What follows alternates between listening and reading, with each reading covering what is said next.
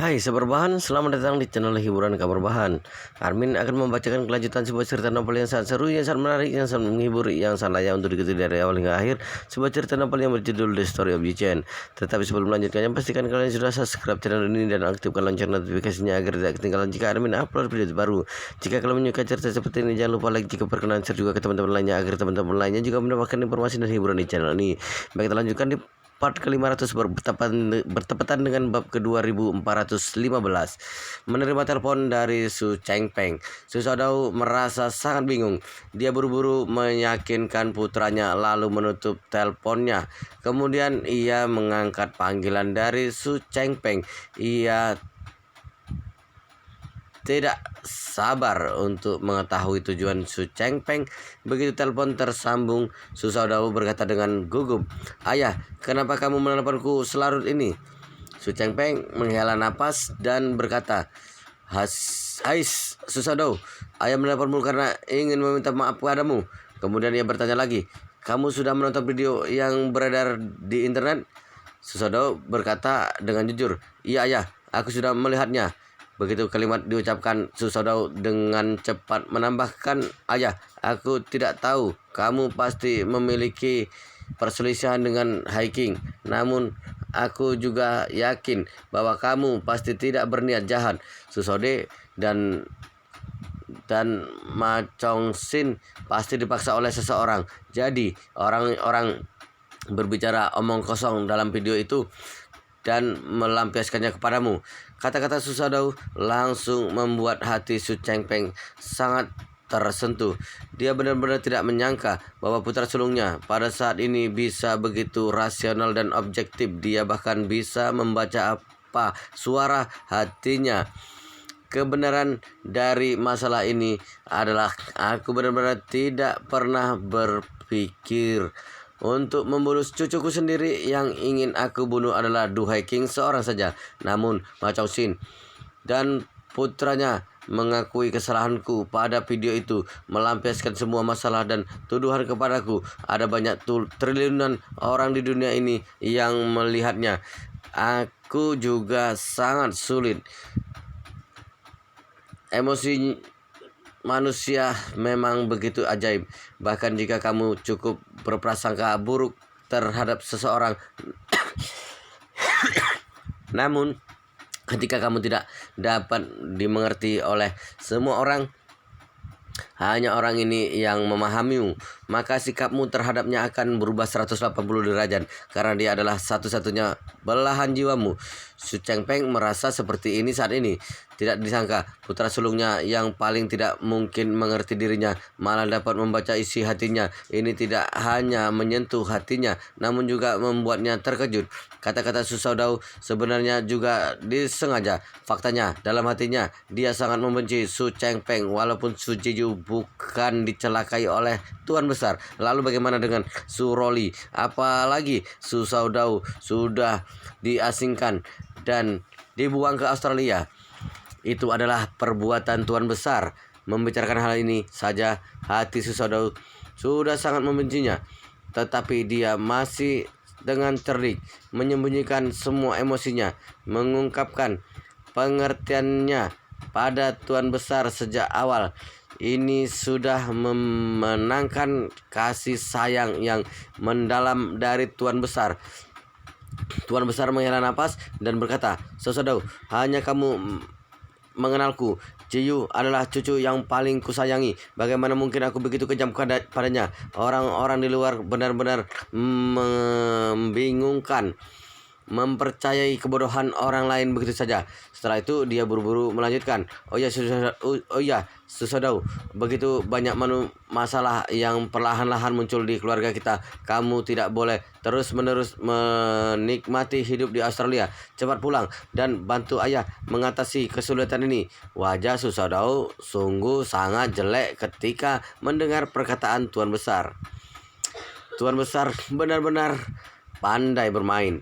Jelas-jelas dia yang mengirimku ke Australia, kemudian menempatkan aku di sebuah tahanan.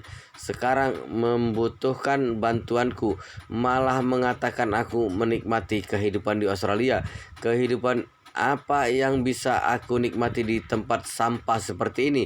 Meskipun dia berpikir seperti itu, Susaudau segera mengikuti perkataan Tuan Besar. Ia menjawab, "Ayah, sungguh maaf sekali. Aku benar-benar sudah berleha-leha di sini selama ini. Jika kamu membutuhkan aku pulang untuk membantumu, maka aku akan datang kapanpun kamu butuh."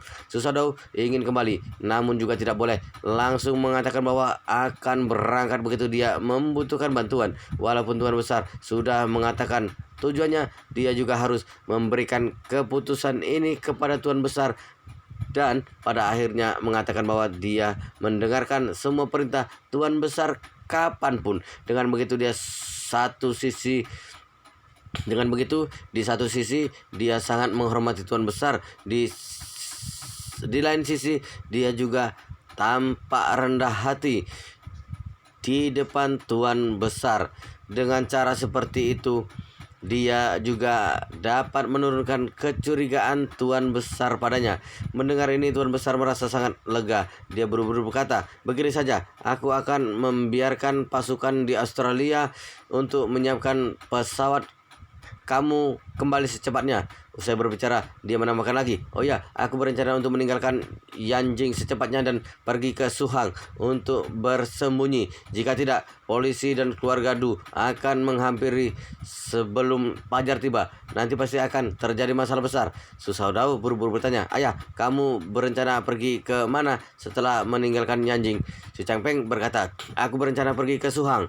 Ada beberapa industri besar milik kita di sana. Juga ada sebuah properti yang besar. Aku ingin menenangkan diri di sana. Selain itu, di sana juga lebih dekat dengan kota Jinling. Akan lebih mudah untuk mengambil alih." Susaudau bertanya, "Ayah, jadi aku kembali ke Yanjing atau Suhang?" "Suhang saja." Su Changpeng berkata, "Aku akan langsung menaiki pesawat setelah menutup telepon. Kurang lebih 3 jam untuk tiba di Suhang. Kamu langsung terbang kembali ke Suhang saja. Aku menunggumu di Suhang." "Baik," Susaudau segera berkata, "kalau begitu aku akan bersiap-siap." Su Changpeng berkata, "Susaudau, ada beberapa hal ayah juga terpaksa. Kamu jangan menyalahkan ayah. Terlebih masalah hiking. Ayah juga tidak berdaya. Demi untuk menjaga reputasi keluarga Su tanpa ragu." Susaudau berkata, "Tenang saja ayah, aku mengerti dirimu." Usai berbicara, dia menarik napas dalam, kemudian ia melanjutkan lagi, "Aku tidak menyembunyikannya darimu. Duhai King, selama ini masih belum melupakan Ye Changjing. Dia masih belum bercerai denganku. Sudah pergi ke rumah tua Ye Changjing dan membelinya. Sederhananya bisa dikatakan dia telah menampar wajahku, Susaudau. Namun jika ingin melihat sisi besar dari masalah ini, dia telah menampar wajah keluarga Su. Walaupun kamu telah mencari cara untuk mencari masalah dengannya, aku juga pasti tidak akan memaafkannya begitu aku kembali." Setelah mendengar ini, Su Changpeng berkata dengan puas, "Susaudau, kamu bisa memiliki pemikiran seperti ini. Aku sangat senang. Kamu memang putra sulung keluarga Su. Dalam menghadapi masalah besar, kamu lebih jelas jauh daripada orang biasa." Kemudian ia melanjutkan lagi, "Waktu sudah larut. Kamu siap-siap. Kita bicarakannya saja ketika kamu kembali." "Baik," Susaudau berkata dengan hormat, "Ayah, kamu di jalan semalaman harus jaga kesehatan." "Iya, aku tahu," jawab Su Changpeng. Kemudian ia teringat sesuatu. Dia berkata lagi, "Oh iya, Susaudau, ketika video pertama kali dipublikasikan, Cipe datang membuat onar denganku. Kemudian aku tidak tahu kemana dia pergi. Jika dia menghubungimu, ingat sampaikan maafku padanya.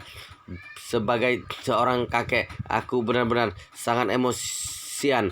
Tolong beritahu dia jangan membawanya ke dalam hati." Susaudau benar-benar tidak menyangka Tuan Besar akan berinisiatif meminta maaf pada putranya. Dia buru-buru berkata, "Ayah, JP baru saja meneleponku. Masalah terbesar anak ini adalah dia masih tidak cukup dewasa, masih tidak memiliki banyak pengalaman, mudah terpengaruh oleh dunia luar, tidak menilai masalah secara objektif. Kamu jangan beremosi dengannya. Tunggu aku kembali, pasti akan membiarkannya meminta maaf padamu." Su Changpeng sangat puas dengan perkataan Susaudau. Ia berkata, "Jika begitu aku akan sangat lega. Kembalilah secepatnya. Aku menunggumu di Suhang." Satu hal yang Tuan Besar Su lebih baik daripada satu hal yang Tuan Besar Su lebih baik daripada Su Sodao adalah dia menggunakan masalah ini untuk membangun kerangka dalam otaknya. Pada saat yang sama mencari keberadaan Yu Chen, orang misterius ini dalam kerangka ini. Faktanya Su Chengpeng selalu adalah rubah tua yang sangat cerdik, hampir tidak ada celah dalam rencananya. Namun beberapa kali karena tidak dapat melihat keberadaan Yu Chen, jadi menjadi kacau dan salah. Kali ini dia menebak Su Jiyu tidak mati. Ia menebak bahwa Su Jiyu diselamatkan oleh seorang master. Jadi dia memutuskan untuk mencoba yang terbaik untuk menyelamatkan Su Sodao sekeluarga. Titik terobosan pertamanya tentu saja adalah Su Sodao, kepala keluarga. Panggilan tadi tidak hanya untuk menenangkan hati Su Sodao, pada saat yang sama juga menyampaikan maaf pada Su Jipe. Jika sepasang ayah dan anak itu mempercayai perkataannya, maka setidaknya ia sudah memenangkan hati setengah dari keluarga ini. Meskipun ia mungkin bagi Su Sodao untuk memaafkan, meskipun tidak mungkin bagi Su Sodao untuk memaafkan Su Chengpeng, namun saat ini hatinya memang sedikit lega karena permintaan maaf Tuan Besar Su baru saja. Bagaimanapun Su Chengpeng tidak pernah meminta maaf kepada siapapun seumur hidupnya. Ia tiba-tiba meminta maaf hari ini benar-benar mengejutkan. Selain itu, Su Chengpeng tidak dapat menebak keberadaan Yu Chen. Jadi dia tidak tahu jelas apa tujuan Tuan Besar begitu baik padanya. Lagi pula dirinya memang diasingkan ke Australia. Walaupun ia Tuan Besar melakukan sesuatu untuk tidak baik untuknya, dia juga sepenuhnya tidak perlu meminta maaf kepadanya. Tuan Besar bahkan bisa mengurungnya dan menderita selamanya. Ini adalah gaya perilaku Tuan Besar yang sebenarnya. Namun Tuan Besar tidak menggunakan cara ini. Sebaliknya berinisiatif meminta maaf dan meminta pengampunan. Ini membuat Su Sodao merasa bahwa Tuan Besar benar-benar telah bertobat dan memperbaiki diri sendiri. Tuan Besar rela menebus dirinya dan mensetujuinya kembali ke dalam negeri. Ini sama saja telah bersiap untuk mengembalikan statusnya sebagai ahli waris. Tidak ada yang akan bermasalah dengan kekayaan sebanyak triliunan. Jadi selain kejutan hati, Su Sodao juga merasa sangat senang. Namun di satu sisi ada kesedihan dan kekhawatiran dan keselamatan putrinya.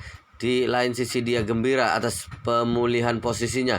Suasana hatinya bercampur aduk menjadi satu. Ini membuat Su Sodao sangat memalukan. Alasan kenapa dia malu karena di dalam keadaan seperti ini dia menyadari bahwa dia tidak dapat menghentikan rasa gembira dalam hatinya. Ini membuatnya benar-benar memahami sebuah kebenaran. Mengapa ada begitu banyak peperangan, perebutan tahta antar saudara di zaman kuno. Kakak membunuh adik, adik membunuh kakak, ayah membunuh anak, dan anak membunuh ayah. Itu tidak jarang muncul di sejarah. Pasalnya yang dipertaruhkan adalah kekayaan yang begitu besar hingga mereka tidak lagi mempedulikan kasih sayang antar saudara. Mengorbankan saudara sendiri untuk mendapatkan 100 yuan mungkin tidak banyak untuk yang akan menyetujuinya. Namun jika mengorbankan saudara sendiri untuk mendapatkan 10 miliar atau bahkan 1 triliun, sepertinya sebagian besar orang akan tergoda dengan keuntungan semacam ini. Su Sodao juga manusia, juga memiliki rasa egois. Setelah diasingkan ke Australia, dia merasa kehilangan kekuatan. Rasa kehilangan ini tidak akan terlupakan dalam hatinya. Saat ini dia akhirnya melihat kemungkinan untuk kembali. Dia merasa sangat bersemangat. Jadi dia menelpon Su Jipe dan memberitahunya secara singkat. Kemudian memerintahkannya, "Jipe, aku pikir kakekmu telah menyadari kesalahannya kali ini. Jadi kamu juga jangan menyalahkannya lagi. Tahu tidak?" Su Jipe berkata dengan marah, "Ayah, Ibu dan Jiyu sampai saat ini masih belum diketahui keberadaannya karena kamu menyuruhku untuk tidak menyalahkannya. Tidakkah kamu menonton video di internet mobil yang dinaiki Ibu dan Jiyu menjadi seperti itu?" "Bodoh," Su Sodao berkata dengan marah. "Itu sudah terjadi. Apakah itu akan kembali jika kamu dan kakekmu terus berlawanan, tidak hanya tidak dapat mengembalikannya, kamu juga akan tidak puas selamanya. Kamu harus tahu, aku adalah putra tertua keluarga Su dan kamu adalah cucu tertua keluarga Su. Kakekmu paling lama hanya bisa hidup selama puluhan tahun. Kelak, jika aku tidak dapat menjadi kepala keluarga Su, aku hanya bisa pergi. Jika paman kedua, paman ketiga, atau bahkan paman keempatmu yang mengambil alih posisinya, menurutmu apakah mereka akan membiarkan kita hidup dengan baik? Aku bertanya padamu, apakah kamu tahu bagaimana nasib saudara kakekmu setelah kakekmu mengambil alih posisi? Semua pamanku itu tidak akan satu pun yang tinggal dalam negeri sejak hari kekalahan mereka. Mereka sudah mulai pergi meninggalkan rumah. Kemudian Susaudau berkata lagi dengan sedikit emosional, mereka yang gagal meninggalkan Tiongkok dan pergi ke luar negeri, harta yang bisa mereka dapatkan kurang dari 1%. Yang paling sial bahkan tidak mendapatkan sepeser pun. Apakah kamu ingin 10 tahun kemudian diusir keluar dari Tiongkok? Semua posisimu, asetmu, serta semua uangmu ditarik kembali. Hidup di luar negeri hanya dengan harta triliunan saja. Sujipe terdiam seperti sebuah pepatah, mudah untuk hidup berpoya-poya, sulit untuk hidup susah. Saat ini dia tidak peduli sama sekali dengan uang. Memiliki pesawat pribadi adalah bisnis keluarga di setiap sudut di dunia ini, bisa melakukan apapun yang ia inginkan. Namun jika benar seperti yang ayahnya katakan, yang kalah akan diusir ke luar negeri, maka ia akan kehilangan segalanya dalam waktu sekejap. Sebuah pesawat pribadi yang bagus saja seharga triliunan yuan. Jika benar semua hartanya dirampas kembali, hanya menyisakan harta sebanyak triliunan saja, bagaimana caranya dia hidup?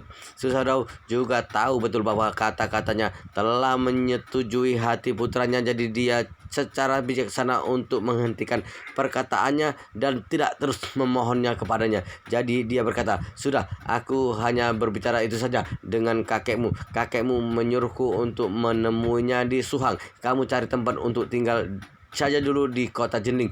Besok pagi berkendara pergi ke Suhang. Aku mungkin juga akan tiba di Suhang besok sore. Nanti kamu datang menemuiku di bandara. Kita bersama-sama pergi menemui kakekmu. Sujipe terdiam sesaat, tidak menunjukkan pemberontakan dan konfrontasinya lagi. Dia berkata dengan suara pelan, iya ayah, kabari aku jika kamu sudah terbang. Aku akan menghitung waktu untuk pergi menjemputmu. Iya, hati-hati seorang diri. Malam ini kenyataan begitu hening, namun dunia maya terus menggebu-gebu. Serangan terhadap Su Chengpeng terus meningkat. Apa yang dilakukan Su Chengpeng bahkan sudah mulai diberitakan oleh media luar negeri, dan Su Chengpeng sendiri telah diam-diam bersembunyi di Suhang. Susaudau menaiki pesawat pribadi dari keluarga Su, berangkat dari Australia ke Suhang, dan Sujipe demi tidak menjadi pusat perhatian, ia tidak pergi mendekati siapapun. Ia juga tidak pergi ke hotel, melainkan ia tinggal di dalam mobil mewahnya, menyalakan pemanasnya sepanjang malam. Malam ini 3 generasi keluarga Su tidak tidur sepanjang malam. Berbeda dengan Du Heking dan Su Jiyu, kedua ibu dan anak itu tidur dengan sangat nyaman di hotel. Tidur nyenyak sepanjang malam. Pagi hari pukul 8 Su Jiyu bangun dan membuka matanya. Wow, luar biasa sekali guys, ceritanya sangat seru, sangat menarik, sangat menghibur, sangat membuat kita penasaran jika tidak mengetahui cerita kelanjutannya. Tetapi sepertinya di bab ini, di video ini kita akan hentikan di sini dulu, dan kita akan lanjutkan di bab berikutnya, di video selanjutnya. Pastikan kalian sudah subscribe channel ini dan aktifkan lonceng notifikasinya agar tidak ketinggalan jika admin upload video terbaru. Jika kalian menyukai cerita seperti ini, jangan lupa like jika berkenan, share juga ke teman-teman lainnya agar teman-teman lainnya juga mendapatkan informasi dan hiburan di channel ini. Baik, kita lanjutkan di bab berikutnya, di video selanjutnya.